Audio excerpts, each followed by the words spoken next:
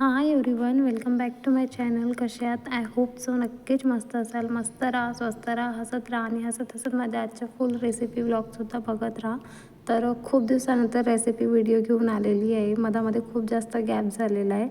तर कसं आहे ना, जे काही बोलायचे आहे ते आपण नंतर बघू, पण सगळ्यात आधी आपण आता रेसिपीला सुरुवात करूया. तर बघा, इथे सगळ्यात आधी ना मी मैदा घेतलेला आहे. तर तुम्हाला थंबनेल बघू तर कळालंच असेल की आज आपण कुठली रेसिपी बघणार आहोत.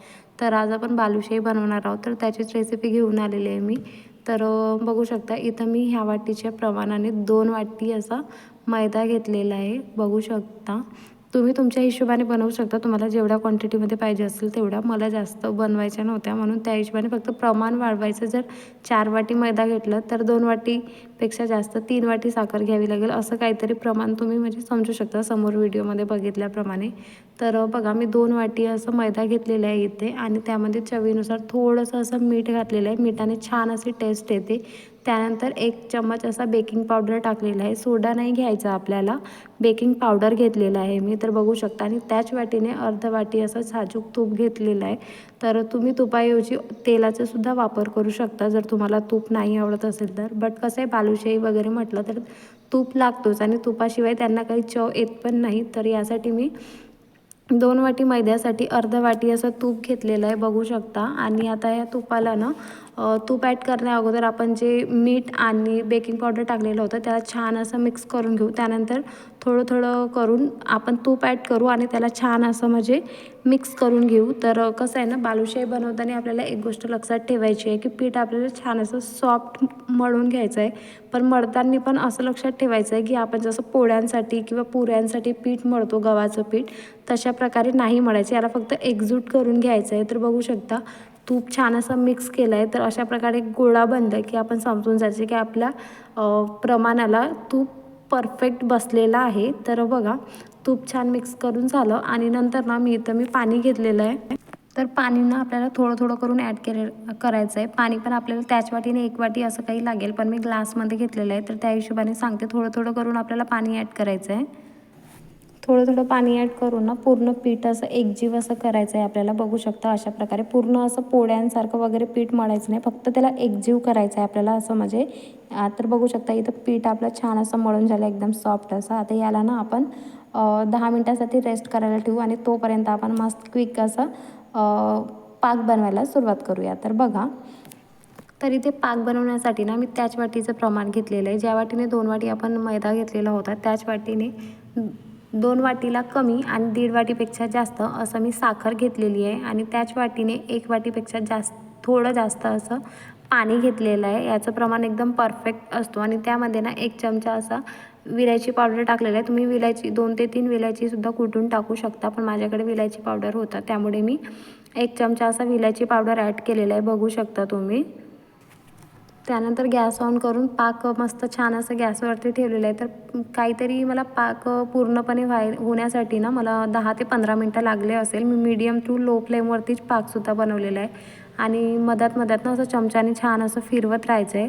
तर बघू शकता पाकला छान अशी उकळी आलेली आहे. आणि पाक झालं कसं, परफेक्ट कसं होईल ते ट्रिक मी तुम्हाला सांगत आहे. तर इथं बघा, एका चमच्याने ना पाक असं उचलून पाहायचं फर्स्ट बूंद. आणि याची तळी वगैरे असं नाही बघायचं, म्हणजे बघा असं उचलून बघायचं आणि 1 बूंद असं खाली पडतो आणि दुसरी बूंद खाली पडायला किंवा दुसरा थेंब खाली पडायला असं वेळ लागतो.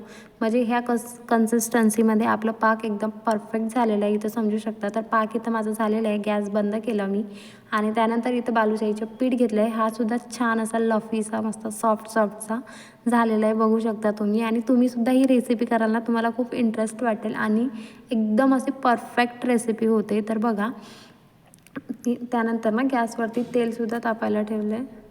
तर चला, वेळ न घालवता आपण रेसिपीला सुरुवात करूया. तर त्यानंतर बघा, इथे मी तेलसुद्धा तापायला ठेवले आहेत. एकदम लो गॅसवरती तेल तापायला ठेवलेलं आहे. आणि त्यानंतर ना छान इथं असा बालुशाही करायला घेतलेल्या आहेत. तर थोडंसं तुम्हाला ज्या साईजच्या बालुशाही करायची असेल तेवढ्या तुम्ही करू शकता, छोट्या मोठ्या. मला एकदम छोट्या किंवा एकदम मोठ्या नव्हत्या करायच्या, मीडियम साईजच्या केलेल्या आहे मी. तर बघा, इथं थोडंसं असं पीठ घ्यायचं गोळा करून घ्यायचा त्याला आणि छान असं राऊंड अँड राऊंड 5 ते 10 वेळा असं छान असं राऊंड करायचं. म्हणजे त्याला छान असं लेयर्स पडतात आणि एकदम चिकन असं नाही करायचं, म्हणजे लेयर्स पडायला पाहिजे, थोडंसं असं खरवटसारखंच दिसायला पाहिजेत. आणि त्यानंतर ना त्यामध्ये अंगठी घालून आणि दुसऱ्या हाताची सुद्धा अंगठी घालून त्याला छान असं मोठं असं होल पाडून घ्यायचं, जेणेकरून आपल्या बालुशाही एकदम आतपर्यंत छान असा सॉफ्ट असा शिजलेल्या असतात, वरून छान क्रिस्पी आणि आतून छान असा सॉफ्ट होतात. तर बघा इथं छान असा बोलता एक करून सगळ्या अशा आपल्या बालुशाही बनवून झाले व त्या साईजमध्ये आपल्या बालुशाही बनवून झालेल्या आहेत. त्यानंतर बघा तेल तापलं आहे का ते बघण्यासाठी इथं मी थोडंसं पिठाचं गोळा टाकलेला आहे. त्याला वर यायला बघा असं काहीतरी वेळ लागतो, म्हणजे ह्या स्टेजवरती तेल आपलं परफेक्ट तापलेलं आहे बालुशाही फ्राय करण्यासाठी. तेल एकदम जास्त गरम किंवा मीडियम पण गरम नाही, एकदम लो गरम असेल, एकदम असं साधारण गरम असेल त्या तेलामध्ये आपल्याला बालुशाही फ्राय करून घ्यायचे आहेत, जेणेकरून बालुशाही आपल्या मस्त असे आतपर्यंत फ्राय होतात आणि कच्च्या वगैरे राहत नाही किंवा असं म्हणजे खायला पण असं हे नाही. तर बालुशाही फ्राय करताना सुद्धा ना आपल्याला गॅसचा फ्लेम एकदम असा मीडियम ठेवायचं नाही आहे किंवा हाय ठेवायचं नाही, एकदम लो फ्लेमवरती आपल्याला छान असा बालुशाही फ्राय करून घ्यायचे आहेत. तर बघा इथं ना बालुशाही फ्राय होत आहेत. तर बघा काही वेळेनंतर बालुशाही छान असं तेलावरती तरत आहेत. तर ह्या स्टेजवरती ना आपल्याला काय करायचं, गॅसचं फ्लेम मीडियम करायचे आणि 5 मिनटं छान असं फ्राय होऊ द्यायचे, जेणेकरून त्यांना खालून असं म्हणजे गोल्डन कलर येईल असं नाही का. तर मीडियम गॅसवरती 5 मिनटं शिजवून म्हणजे फ्राय करून घ्यायचं आहे आणि त्यानंतर ना त्यांना पलटून घ्यायचं आणि पुन्हा गॅसचा फ्लेम लो करून द्यायचं आहे आणि त्यानंतर त्याला 5 ते 10 मिनटं छान लो फ्लेमवरती शिजवून म्हणजे फ्राय करून घ्यायचं. वारंवार शिजवून हा वर्ड येत आहे मला, सॉरी.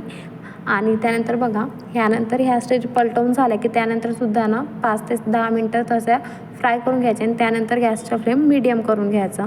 तर बघा इथं बालुशाही आपल्या होतपर्यंत आल्या आहेत, त्यामुळे मी बाजूला पाक थंड झालेलं होतं, एकदम थंड पाक नाही पाहिजे आपल्याला, म्हणून त्याला मी 1 मिनटासाठी गॅस ऑन करून पाक गरम करून घेते. आणि इथं बालुशाही पण झालेले आहेत, तर त्यांनासुद्धा काढते. तर बघा इथं पाक आपलं छान गरम आहे, त्यामध्ये गरमच बालुशाही मी टाकलेले आहेत. तर बघू शकता एक करून सगळ्या अशा बालुशाही पाकमध्ये टाकून घेते मी. एकदम परफेक्ट अशी रेसिपी होते, एकदा नक्की ट्राय करा तुम्ही. बालुशाही तेलामध्ये ॲड केली मी आणि त्यानंतर ज्या उरलेल्या बालुशाही होत्या ना त्यांनासुद्धा side by side me fry करून घेते. इथे आपल्याला काय करायचं आहे ना की बालुशाही पाकामध्ये टाकलो आपण की त्यानंतर ना त्यांना 5 ते 7 मिनटं छान असं एका बाजूने पाक पिऊ द्यायचं आणि त्यानंतर ना त्यांना एक करून पूर्ण असं पलटवून द्यायचं आणि त्यानंतर जो पाक असतो ना तो चमच्याने असं त्यांच्यावरती टाकत राहायचं, म्हणजे पाक एकदम आतपर्यंत जातो आणि बालुशाही एकदम सॉफ्ट लफी आणि मऊ लुसलुसीत खुशखुशीत अशी होते. तर बघा अशा प्रकारे. तर आय होप सो की तुम्हाला रेसिपी आवडली असेल तर व्हिडिओला लाईक करा, शेअर करा आणि चॅनलला सबस्क्राईब करा. भेटूया आपण लवकरच अशा नवीन एका व्हिडिओसोबत. तोवर सगळ्यांनी काळजी घ्या. So take care friends and bye.